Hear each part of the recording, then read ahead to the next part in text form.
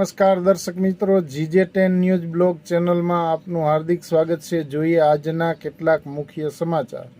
રૂપાલાના નિવેદન અને ભાજપના વલણ સામે જામજોધપુરના ઓતીજી કડબા ગામે રાજપૂત સમાજ આકરા પાણીએ ક્ષત્રિય સમાજના માણસો દ્વારા ભાજપને વોટ નહીં આપવા તેમજ તેમના વિરોધમાં વોટિંગ કરાવવાના શપથ લેવાના હતા તેમજ પ્રવેશબંધીના બેનરો લગાવવામાં આવ્યા હતા। ભાજપના કોઈ કાર્યકરે ઓતીજી કડબા ગામમાં પ્રવેશ કરવો નહીં, કમળનું ફૂલ અમારી ભૂલ જેવા નારા લખેલા બેનરો લાગ્યા હતા। કડબા ગામના સમસ્ત રાજપૂત સમાજના ભાઈઓ મા આશાપુરા અને મુંબઈમાંના